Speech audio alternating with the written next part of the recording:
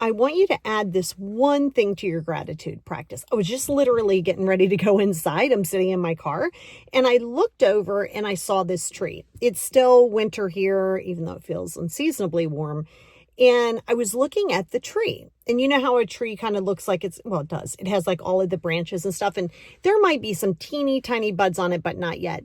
And I looked over and I thought to myself, I really love that tree. Now I've watched it. It was a tiny tree and I've kind of watched it grow.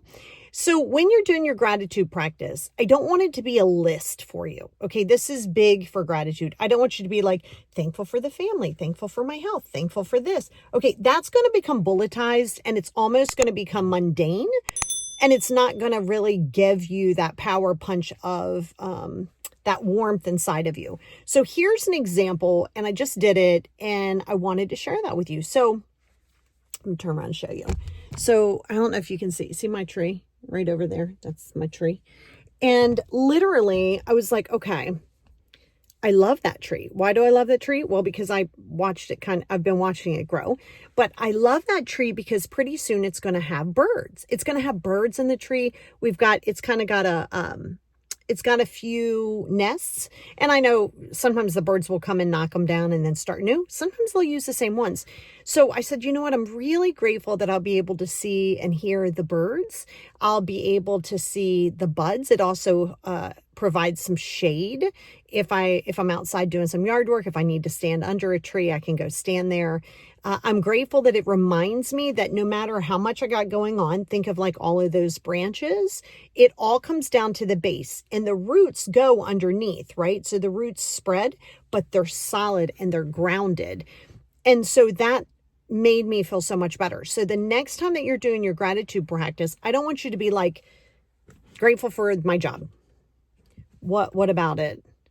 I'm grateful it gives me money. Okay. What about it? Well, I have some really cool friends there. Okay. What else? Well, I kind of like the location. It gets me out of the house. Like, do you see what I'm saying? So when you're practicing your gratitude, try not to make it a bullet, because then you're going to be like, okay, well, I just talked about this yesterday. What do I keep doing? And it's going to become repetitive.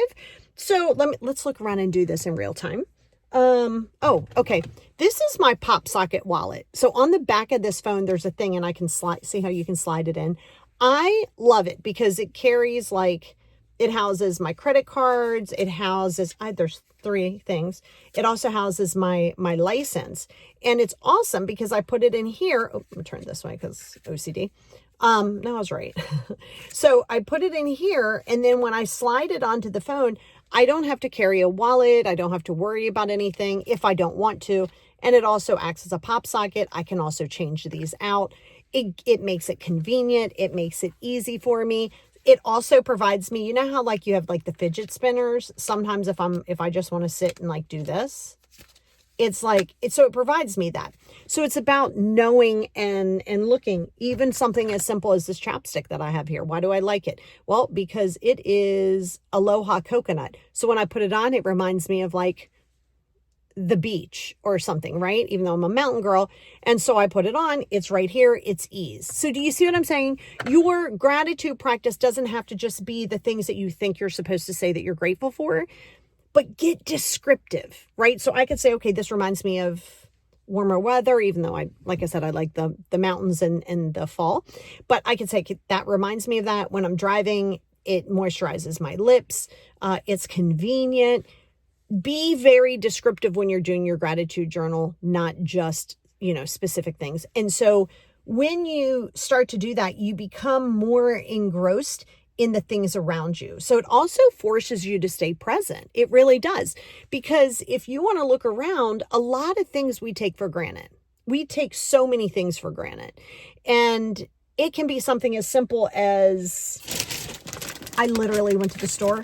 I was going to the drugstore and I picked up some Skinny Pop. Why do I like that? And I make my own popcorn. Well, because I like it because it's got white cheddar and it tastes really yummy and it's convenient for me to leave it on my desk so I can snack on it. So I don't have to get up in the middle of a session. See what I mean? So if you get comfortable doing that, yeah, it's going to take you a minute to write it down. Don't just do it in your head. Now, I did it in my head because we're sitting here, but I will probably add all of those. Well, this one's already been added, but You can go back, but just try to be repetitive in it. And I mean, don't be repetitive in it. And like I said, you're going to see things clearer. You're going to see things with more gratitude, and you're going to be able to ingrain yourself into the staying present, because you got to stay present to figure out why you're grateful. So even if that just gives your mental a reprieve for just a few minutes, it's going to be good. So add that to your gratitude practice. Be very descriptive, get comfortable with it, and you're going to find that you are grateful for so much more around you. Do that practice. Let me know down here in the comments what you're grateful for, but be descriptive with it.